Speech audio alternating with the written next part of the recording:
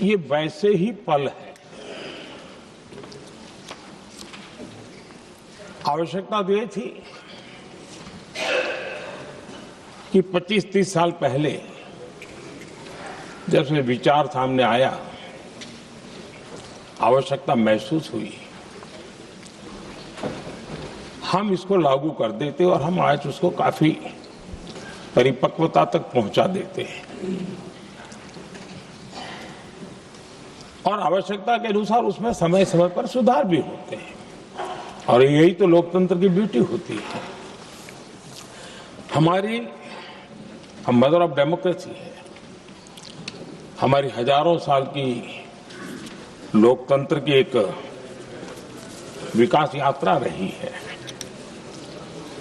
और उस विकास यात्रा में एक नया आयाम जोड़ने का एक शुभ अवसर सदन के हम सभी साथियों को मिला है।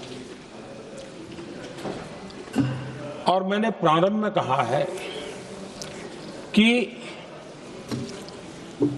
हम सब भाग्यवान हैं कि हमें ऐसे महत्वपूर्ण और देश की आधी आबादी को इस राष्ट्र निर्माण की नीति निर्धारण प्रक्रिया में हिस्सेदार बनाने का सौभाग्य मिल रहा है।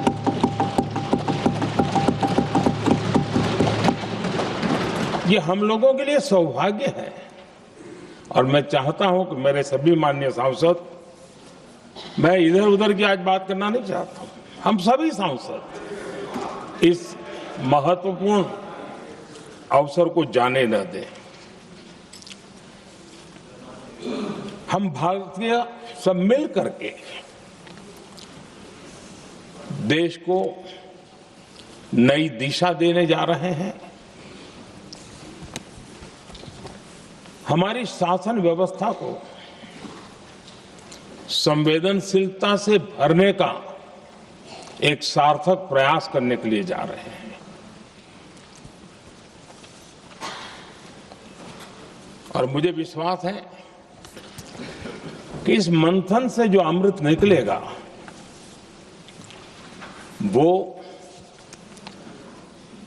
देश की राजनीति की भी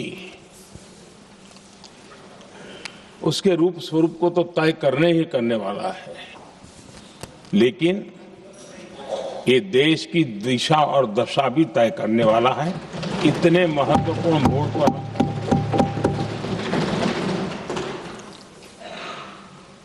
आदरणीय अध्यक्ष जी, 21वीं सदी में भारत एक नए आत्मविश्वास के साथ आगे बढ़ रहा है। विश्व में भी आज भारत की स्वीकृति हम सब महसूस कर रहे हैं और ये हम सबके लिए गौरव का पल है। एक समय हमारे पास आया है और इस समय को हमने एक विकसित भारत के संकल्प के साथ जोड़ा है और मैं पक्का मानता हूं कि विकसित भारत का मतलब केवल उत्तम प्रकार के रेल, रास्ते, इंफ्रास्ट्रक्चर या कुछ आर्थिक प्रगति के आंकड़े, सिर्फ इतने से ही विकसित भारत की सीमित कल्पना वाले हम लोग नहीं हैं। हम चाहते हैं कि विकसित भारत जिसके नीति निर्धारण में साच अर्थ में सबका साथ सबका विकास का मंत्र समाहित हो, देश की 50% जनसंख्या नीति निर्धारण का हिस्सा बने, ये समय की मांग है। हम पहले ही देरी कर चुके हैं, कारण कोई भी होंगे, जिम्मेवार कोई भी होंगे, लेकिन इस सच्चाई को हमें स्वीकार करना होगा कि जब हम अकेले मिलते हैं तब मानते हैं हाँ यार, लेकिन जब सामूहिक रूप से मिलते हैं, मुझे याद है कि जैसे इसकी प्रक्रिया चली थी, सभी दलों से मिलना हुआ है, एक दल को छोड़ करके जिन जिन से मिलना हुआ है, हर एक ने सैद्धांतिक विरोध नहीं किया है। बाद में जाकर के जो कुछ भी हुआ होगा, राजनीतिक दिशा पकड़ी जा रही है, लेकिन जो राजनीतिक दिशा में ही सोचते हैं, मैं उनको भी एडवाइस करना चाहूंगा एक मित्र के रूप में एडवाइज करता हूं और सबको काम आएगी। हमारे देश में जब से विमेन रिजर्वेशन को लेकर के चर्चा हुई है और उसके बाद जब जब चुनाव आया है, हर चुनाव में महिलाओं को मिलने वाले इस अधिकार का जिसने विरोध किया है, जिसने विरोध किया है, देश की महिलाओं ने उन्हें माफ नहीं किया है। उनका हाल बुरे से बुरा किया है। लेकिन ये भी देखिए कि 24 के चुनाव में ऐसा नहीं हुआ। क्यों नहीं हुआ?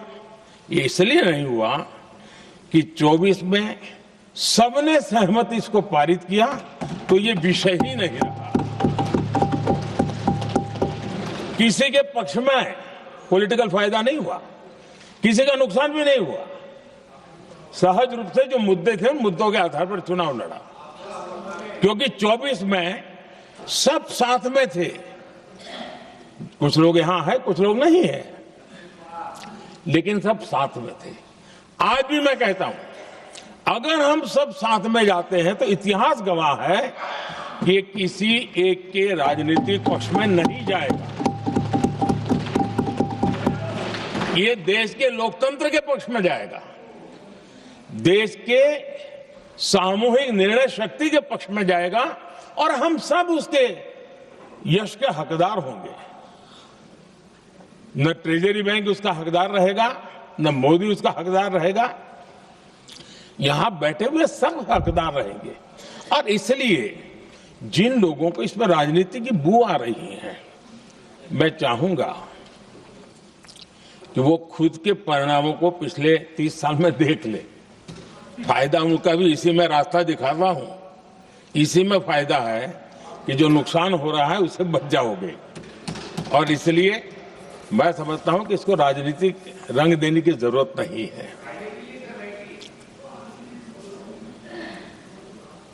आदरणीय अध्यक्ष जी, मुझे याद है तब तो मैं शासकीय व्यवस्था की राजनीति में नहीं था। मैं एक संगठन के कार्यकर्ता के नाते काम करता था। उस समय एक चर्चा सुनने को मिलती थी गलियारों में कि देखिए ये कैसे लोग हैं,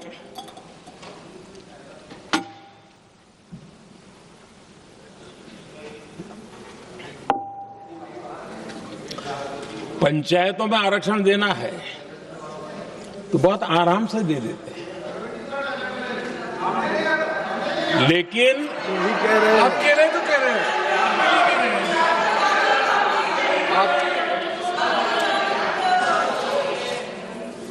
पंचायतों में आरक्षण देना है तो आराम से देते हैं, क्योंकि उसमें उनको खुद का पद जाने का डर नहीं लगता है।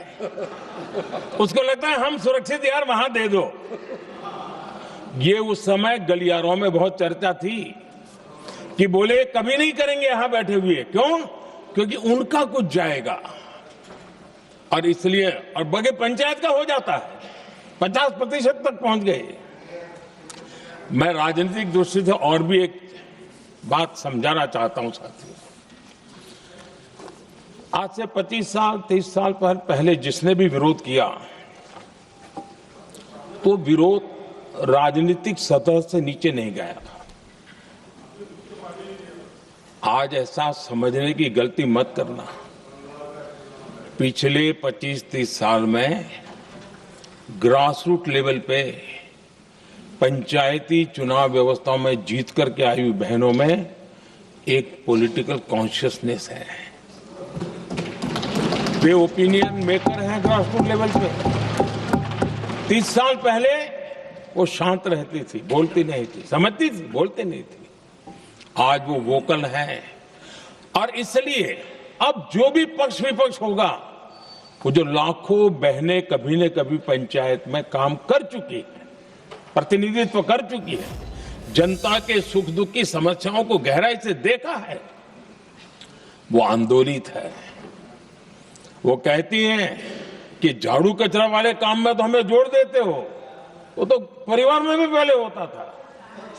अब हमें निर्णय प्रक्रिया में जोड़ो, और निर्णय प्रक्रियाएं विधानसभा में और पार्लियामेंट में होती है।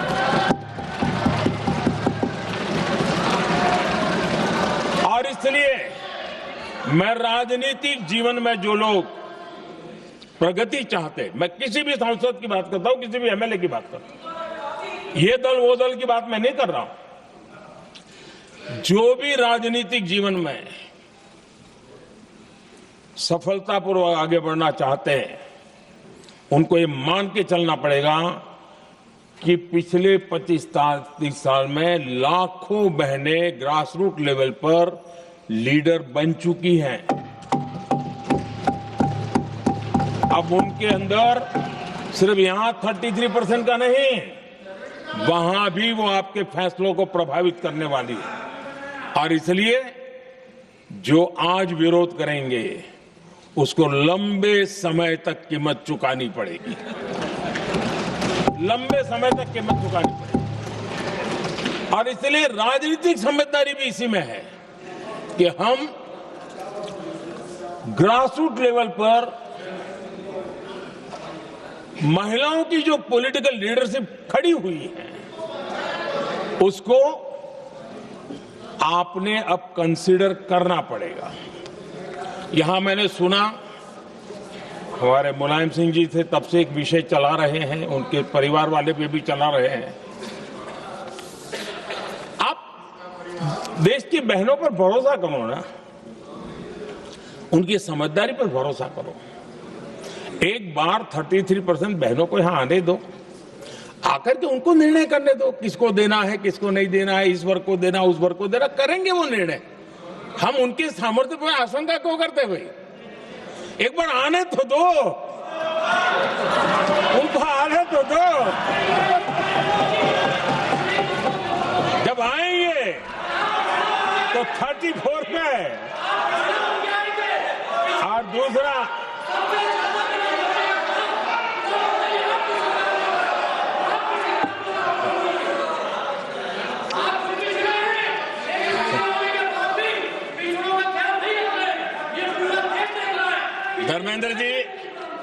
धर्मेंद्र जी, मैं आपका बहुत आभारी हूं कि आपने मेरी पहचान करा दी। ये बात सही है, मैं अति पिछड़े समाज से आता हूं।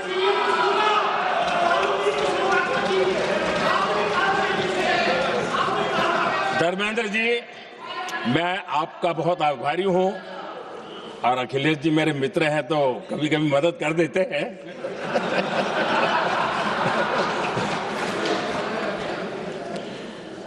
ये बात सही है कि मैं अति पिछड़े समाज से आता हूं, लेकिन मेरा दायित्व समाज के सबको साथ लेके चलने का है, और यही मेरे संविधान ने मुझे यही रास्ता दिखाया है। मेरे लिए संविधान ही सर्वोपरि है, और इसलिए, और ये संविधान की ताकत है कि मेरे जैसा अत्यंत छोटे समाज का, अति पिछड़े समाज के व्यक्ति को इतना बड़ा दायित्व देश ने दिया।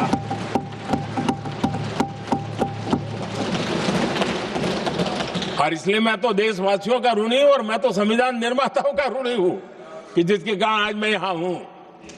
लेकिन आदरणीय अध्यक्ष जी, पिछड़ी जाति का स्वीकार कर रहे हैं, लेकिन हम पिछड़ी जातियों के साथ अन्याय न करें, इतना निवेदन है। आदरणीय अध्यक्ष जी,